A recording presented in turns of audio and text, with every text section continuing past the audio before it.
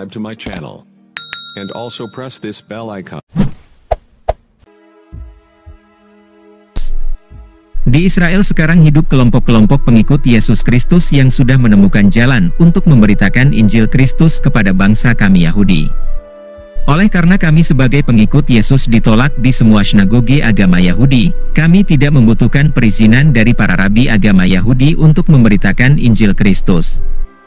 Hampir 99% orang-orang Yahudi menggunakan internet dengan kecepatan tinggi. Mereka menggunakan internet di rumah dan di luar rumah. Jumlah pemakaian jasa internet di Israel 60% lebih banyak daripada di Amerika Serikat. Setiap 100 orang Yahudi memiliki 120 komputer. Saya sendiri gunakan 3 komputer. Kami orang Yahudi di Israel adalah bangsa nomor 1 di dunia yang banyak menggunakan komputer, terutama untuk menonton klip-klip video. Komputer adalah sarana sangat bagus untuk datang menemui banyak orang Yahudi dan Israel, jauh lebih banyak daripada di sinagoge-sinagoge agama Yahudi. Kami tahu cara berkomunikasi dengan orang-orang sebangsa dengan kami. Tetapi kami tidak memberitakan Yesus yang dimainkan dalam film-film barat sebagai Yesus yang bermata biru, atau Yesus yang terus mati tergantung di kayu salib selama hampir 2000 tahun di Gereja Katolik Roma. Kami memberitakan Yesus Kristus yang adalah juru selamat bagi bangsa kami. Kami memberitakan Yesus Kristus yang mati tersalib dan bangkit dari antara orang mati, Yesus yang sudah siap menyatakan dirinya kepada bangsanya sendiri, bangsa Yahudi dan Israel, supaya mereka percaya Dia dan diselamatkan. Bagaimana caranya kami membagikan Injil Kristus kepada bangsa kami? Kami memberitakan Injil Kristus kepada bangsa kami dalam bahasa Ibrani, Inggris, dan Arab. Seluruh penduduk Israel di tahun 2019 berjumlah 8.519.377 orang, di antaranya 20,95% orang Arab berjumlah 1.890.000 orang. Kami memberitakan Injil Kristus kepada kedua rumpun bangsa itu di Israel. Jika Anda ke Israel dan Anda mengunjungi toko-toko buku orang Yahudi, Anda tidak pernah akan menemukan satupun kitab perjanjian baru di sana. Itulah sebabnya kami sediakan perjanjian baru di internet, sehingga tiap orang Yahudi dapat membacanya. Kami miliki satu-satunya stasiun radio Kristen di Israel yang kami gunakan untuk memberitakan Injil Kristus dalam bahasa Ibrani, Arab, dan Inggris kepada bangsa kami. Dalam semua klip video di internet dan media sosial lainnya, kami tunjukkan banyak kesaksian dari orang-orang Yahudi dan Arab yang sudah percaya Tuhan Yesus Kristus.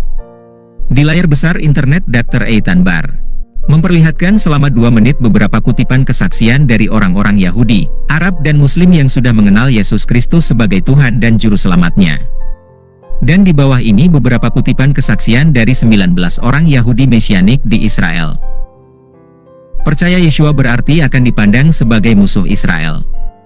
Karena percaya Yeshua, saya takut kehilangan identitas saya sebagai seorang Yahudi. Apakah yang akan dikatakan oleh orang-orang Yahudi dan keluarga saya? Saya tidak tahu bagaimana tanggapan orang-orang Yahudi terhadap keputusan saya percaya Yeshua. Kami bangsa Yahudi berkeras kepala. Jika Anda percaya Yeshua, Anda akan dikutuk oleh orang Yahudi. Saya terima ancaman akan dibunuh. Saya diludah dan dipukul, bahkan ditolak oleh keluarga saya. Kedua orang tua saya melakukan segala sesuatu untuk menghentikan saya percaya Yeshua HaMashiach. Saya ditolak, dibenci dan diancam oleh keluarga saya karena saya percaya Yeshua. Ayah saya memukul saya karena saya percaya Yeshua. Saya dilarang berbicara tentang Yeshua. Bagaimana seluruh bangsa saya bisa begitu tersesat? Mengapa para rabi agama Yahudi melarang kami kaum awam membaca Yesaya pasal 53 dan kitab perjanjian baru? Sudah 2000 tahun mereka menipu kami. Yeshua HaMashiach dari Nazaret adalah seorang Yahudi seperti kami orang Yahudi. Yeshua sudah menunggu kami selama 2000 tahun. Yeshua adalah Elohim yang Maha Kuasa. Yeshua adalah seorang Yahudi dari kami orang Yahudi. Yeshua adalah Sang Mesias kami. Yeshua HaMashiach disalibkan mati dan bangkit dari antara orang mati untuk menyelamatkan kita dari semua dosa kita. Yeshua meloncat di air untuk selamatkan saya. Dalam kematian dan kebangkitan Yeshua, saya sudah menemukan hidup yang kekal. Saya sudah memberikan hidup saya kepadanya. Yeshua memberikan kasih-Nya yang murni kepada saya. Bangsa kami sangat memerlukan Yeshua HaMashiach. Saya tidak bisa menyimpan iman saya kepada Yeshua hanya untuk diriku sendiri. Saya seorang Yahudi yang percaya dan mengikuti Yeshua. Sekarang saya tidak lagi malu bersaksi tentang Yeshua kepada bangsa saya. Saya tidak bisa menyangkali iman saya kepada Yeshua. Saya sudah mengambil keputusan untuk mengikuti Yeshua. Seluruh bangsa kami harus mengenal Yeshua HaMashiach. Saya merasa sangat bebas karena Yeshua sudah memerdekakan saya. Demikianlah kutipan kesaksian dari 19 orang Yahudi Mesianik, 12 orang laki-laki dan 7 perempuan. Kami sudah membuat 100 kesaksian dalam bahasa Inggris dari orang-orang Yahudi yang percaya Yesus Kristus sebagai Tuhan dan Juru Selamatnya. Dan semua video kami sudah dilihat oleh 10 juta pemirsa dalam waktu 4 tahun belakangan ini.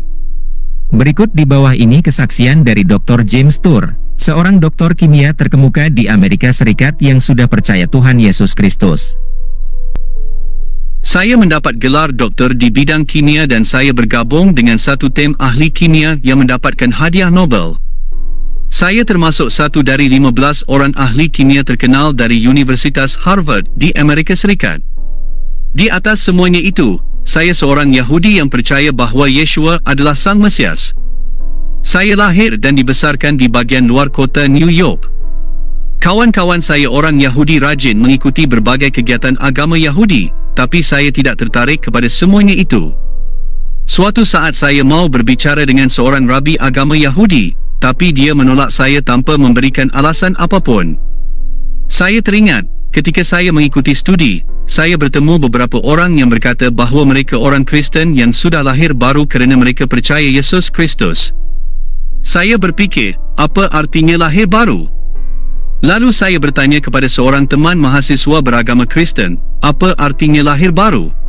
Lalu teman itu berkata, saya akan jelaskan lewat satu gambaran kecil. Lalu ia gambarkan seorang manusia berdiri di seberang satu jurang besar dan di sebelah lainnya ia menuliskan nama Tuhan. Dosa adalah jurang terbesar yang memisahkan manusia berdosa dari Tuhan yang Maha Suci. Tetapi saya berkata kepada diriku sendiri, saya bukan orang berdosa, saya tidak pernah merampok bank atau membunuh orang. Bagaimana saya bisa menjadi orang berdosa? Padahal Alkitab sudah menulis bahawa semua orang telah berbuat dosa dan telah kehilangan kemuliaan Elohim. Roma 3 ayat 23. Dalam agama Yahudi modern, orang Yahudi tidak berbicara tentang dosa. Seingat saya, dalam keluargaku kami tidak pernah berbicara tentang dosa. Tetapi waktu saya membaca perkataan Yesus dalam Matius 5 ayat 27, hati saya sangat terpukul. Yesus berkata, kamu telah mendengar firman, jangan berzina. Tetapi aku berkata kepadamu, setiap orang yang memandang perempuan serta menginginkannya, sudah berzinah dengan dia di dalam hatinya. Pada saat itu sadarlah saya bahawa saya orang berdosa. Waktu saya membaca Alkitab dan mengetahui apa arti dari dosa, saya tahu bahawa saya orang berdosa. Bagaimana saya bisa datang kepada Elohim yang Maha Suci? Kami orang Yahudi tahu dengan sangat baik bahawa tanpa penumpahan darah, tidak ada pengampunan. Ibrani 9 ayat 22. Hal itu sudah difirmankan oleh Tuhan dalam kitab Imamat pasal 17 ayat 11. Kerana nyawa makhluk ada di dalam darahnya dan aku telah memberikan darah itu kepadamu di atas mezbah untuk mengadakan pendamaian bagi nyawamu, kerana darah mengadakan pendamaian dengan perantaraan nyawa. Nubuatan Nabi Yesaya dalam pasal 53 bahawa hamba Tuhan yang menderita adalah Yesus Kristus yang sudah memikul semua dosaku di dalam tubuhnya yang mati tersalib di Golgota. Elohim Tritunggal sudah datang ke bumi dalam diri Yesus dari Nazaret dan sudah mempersembahkan dirinya mati dengan memikul semua dosa kita di dalam tubuhnya yang suci yang mati tersalib di Golgota. Sejak saya mulai membaca kitab Perjanjian Baru, saya sangat sadar bahawa buku ini ditulis oleh hampir semuanya orang-orang Yahudi, terkecuali Dr. Lukas yang menulis Injil Lukas dan Kisah Para Rasul. Kemudian pada tanggal 7 November 2017, saya berada seorang diri di kamarku dan saya sepenuhnya menyadari semua dosaku. Saya berlutut dan berdoa kepada Yeshua, Tuhan, saya orang berdosa. Datanglah ke dalam hidup saya. Saya sadar bahawa ada seseorang yang hadir bersama saya dalam kamar. Dan seketika itu juga saya melihat Tuhan Yesus berdiri di depan saya dalam kemuliaannya. Saya tidak takut dan mulai menangis. Pengampunan dosa oleh Tuhan Yesus memenuhi seluruh hidupku. Lalu saya berfikir apa yang akan dikatakan oleh orang-orang Yahudi di New York kepada saya. Lalu saudara sepupu saya berkata, bagaimana engkau bisa melakukan itu kerana engkau orang Yahudi? Beberapa hari kemudian saya beritahukan kepada ibuku bahawa saya sudah mengundang Tuhan Yesus ke dalam hati saya. Ibuku tidak berkata banyak, ia hanya menangis. Ibuku menceritakannya kepada bapakku, mereka sama sekali tidak senang dengan berita itu. Lalu ayahku berkata, saya tidak mempersalahkan orang-orang Yahudi yang telah mengadili dan menjatuhkan hukuman mati kepada Yeshua dan menyerahkan dia kepada bangsa-bangsa kafir untuk disalibkan sampai mati. Siapakah Rabi Yeshua yang baru berumur 33 tahun yang berani mengeritik para ahli hukum Taurat dan pemimpin bangsa Yahudi? Karena orang-orang Yahudi tidak bisa mengeritik para pemimpin agama Yahudi. Lalu ibu saya mulai membaca kelima buku Perjanjian Lama. Ia membaca kelima buku karangan Musa dan kitab para Nabi. Ia membacanya berulang kali. Waktu anak perempuan kami merayakan ulang tahun ke-15 tahun, ayah dan ibu saya datang mengunjungi kami. Ibu saya masuk di sebuah kamar dan membaca kelima kitab Musa, Kejadian, Keluaran, Imamat, Bilangan dan Ulangan. Ia berada di kamar selama beberapa jam. Ia berbicara dengan saya. Setelah ibu dan ayah pulang ke rumahnya, ibu saya kembali membaca kelima kitab dari Musa dan kitab-kitab para Nabi, dan ibu saya membaca juga Perjanjian Baru. Tidak lama sesudah itu, ibu saya menelpon dan berkata, Jimmy, engkau mungkin tidak percaya hal yang sudah saya mengalami. Ibu saya berkata lewat telefon, sudah terjadi, dan kenyataan ini sangat memukul saya. Saya percaya bahawa Yeshua sudah mempersembahkan dirinya mati tersalib di Golgotha untuk mengampuni semua dosaku. Saya percaya Yeshua. Yeshua adalah anak tunggal Elohim yang telah datang ke bumi dan mati tersalib untuk menyelamatkan saya dari semua dosaku. Demikianlah kesaksian dari Dr. James Stewart.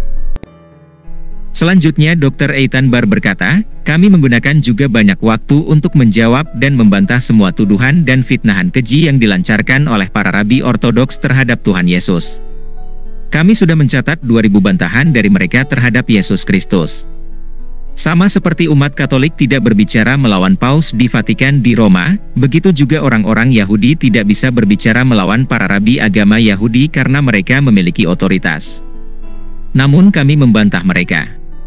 Selain membantah mereka, kami menjelaskan sebaik-baiknya semua nubuatan yang tertulis dalam buku Perjanjian Lama tentang Yesus Kristus yang sudah digenapi sepenuhnya oleh Dia dalam Perjanjian Baru dan memberitakan namanya dan keselamatannya kepada mereka. Beberapa pernyataan tentang Tuhan Yesus Kristus yang kami sampaikan kepada bangsa Yahudi. 1. Yesus Kristus adalah orang Yahudi terbesar sepanjang seluruh sejarah bangsa Yahudi dan Israel di dunia. 2. Yesus Kristus tidak pernah menulis suatu buku, namun perkataan-perkataannya menginspirasikan lebih daripada penulis manapun di dunia. 3. Yesus Kristus tidak pernah menjadi perdana menteri atau pemimpin politik, namun semua ajarannya merupakan pondasi bagi peradaban dunia barat. 4. Yesus Kristus tidak dibesarkan di antara rabi-rabi yang terkenal dan kaya, namun ia bergaul dengan orang-orang miskin yang tidak terhiraukan dalam masyarakat.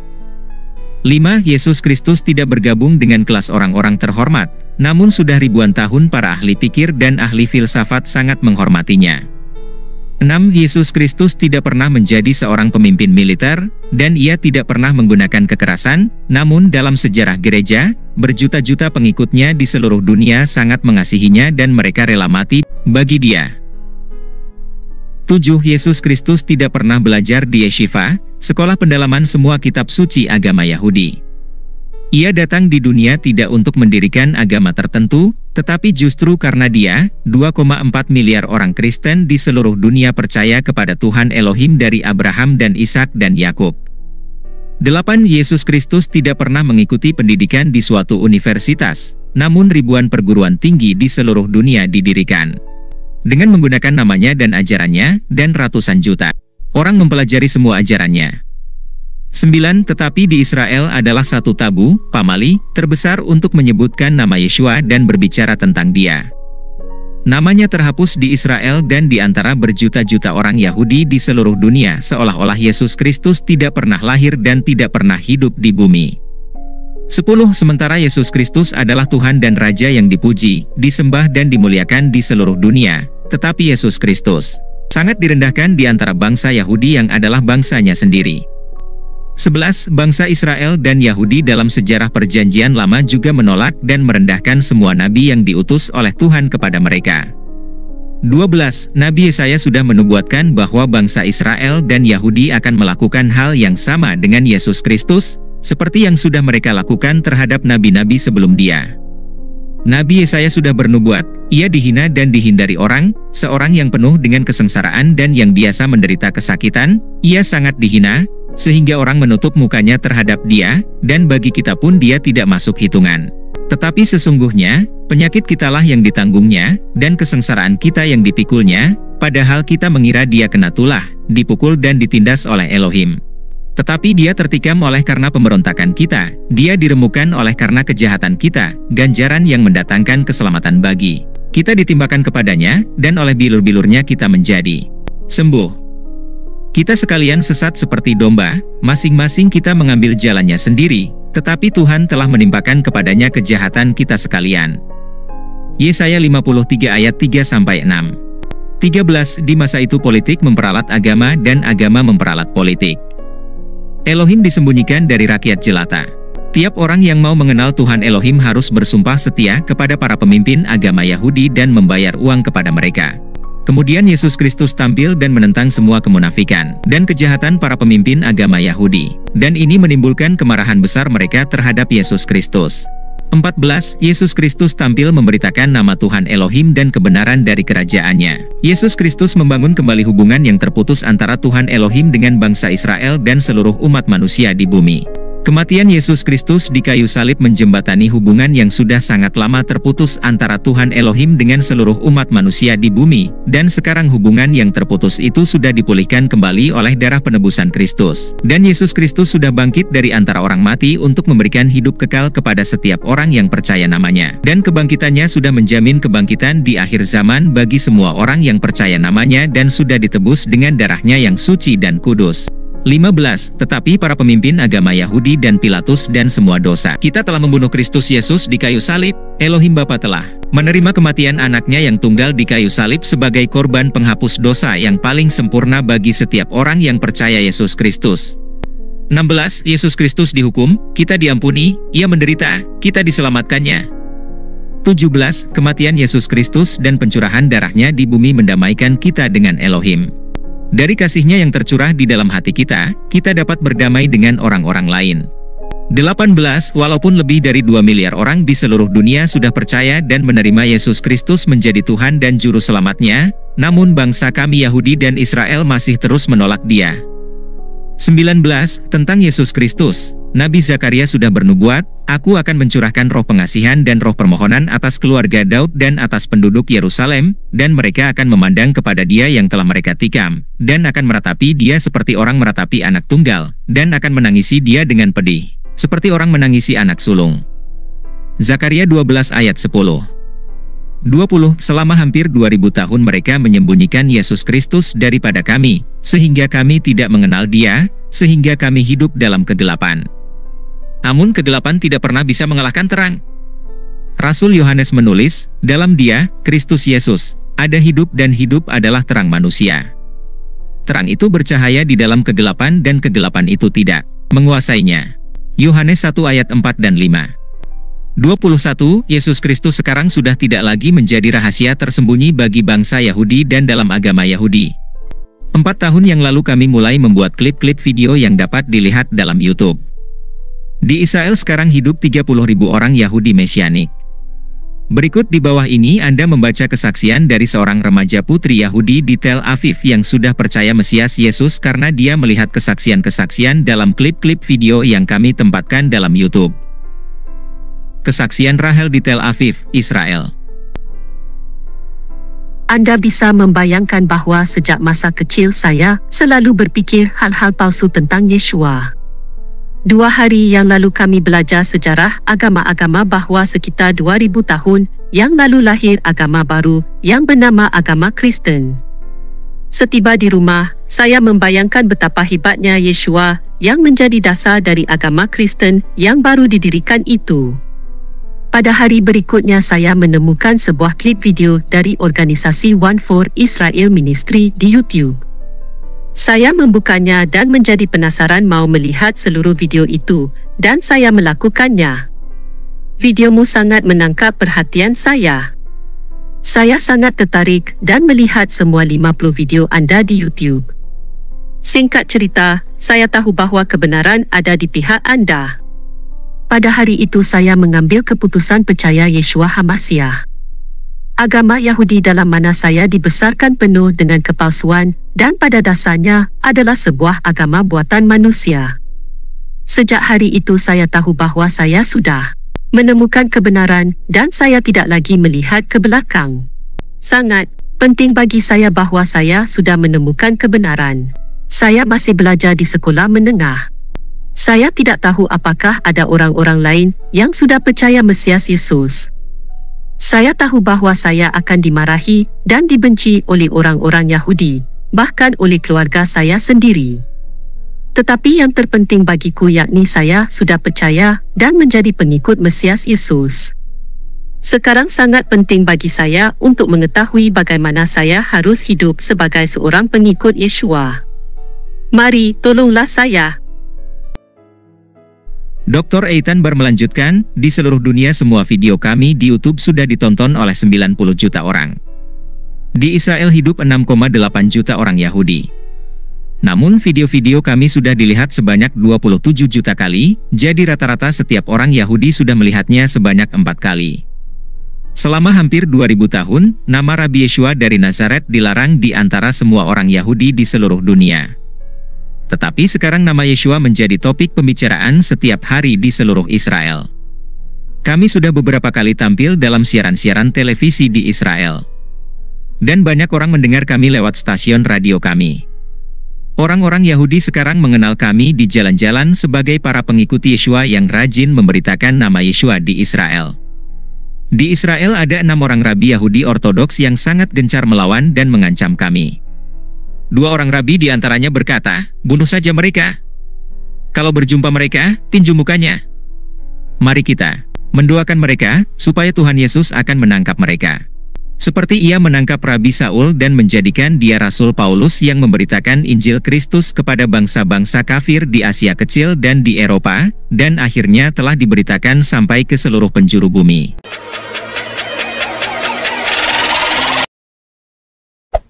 Hey there. Subscribe to my channel. And also press this bell icon.